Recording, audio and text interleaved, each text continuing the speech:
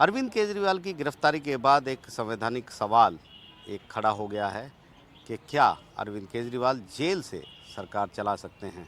इस मुद्दे पर बहुत सारी अलग अलग राय भी हैं। हमारे साथ कानून के जानकार और सुप्रीम कोर्ट के वरिष्ठ वकील आर के सिंह साहब हैं। सर, संविधान और कानून इस मुद्दे पर क्या कहता है?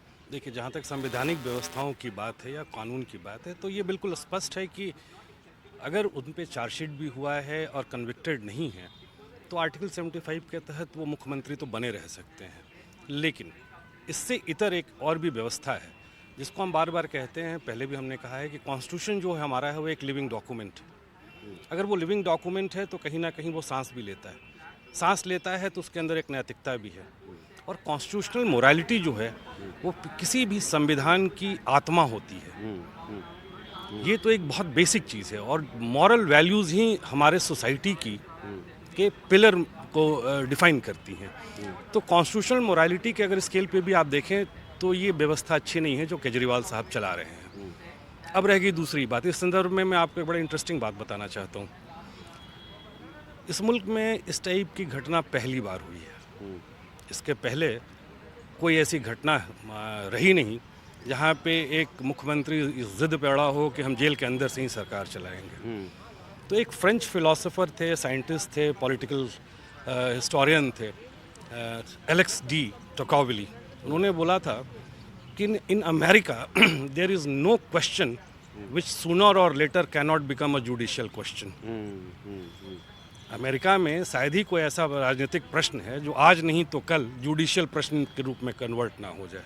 तो ये पूरी व्यवस्था कहीं ना कहीं उसी कोर्ट की तरफ इशारा कर रही है। क्योंकि हमने इससे पहले देखा, लालू यादव ने राबड़ी देवी को सीएम बनाया जेल जाने से पहले। बिल्कुल। तो इसका ये मतलब है कि कानूनी तौर पर कोई रोक नहीं है केजरीवाल के लिए, लेकिन नैतिकता के तहत, क्योंकि एक तरह की कन्वेंशन ये चली आ रही है, तो ये मुद्दा एक संवैधानिक रूप ले सकता है और सुप्रीम कोर्ट आ सकता है, क्योंकि पहली बार देश में पहली बार ऐसा हो रहा है। बिल्कुल आ सकता है। और इस पूरी व्यवस्था में, इस पूरे घटनाक्रम में एक दूसरा पहलू ये भी है।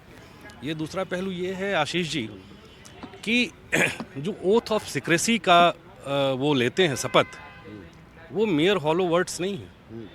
आर्टिकल 164 के तहत वो जो ओथ लेते हैं, उसके दूसरे पोर्शन को जो आप देखेंगे ना, जो सीक्रेसी, वो कहती है कि संघ के मंत्री या मुख्यमंत्री के रूप में ऐसे विषय जो मेरे संज्ञान में लाए जाएंगे, वो व्यक्ति या व्यक्तियों को जब तक बताना ऐसा अपरिहार्य नहीं होगा, मैं सूचित या संसूचित नहीं करूंगा।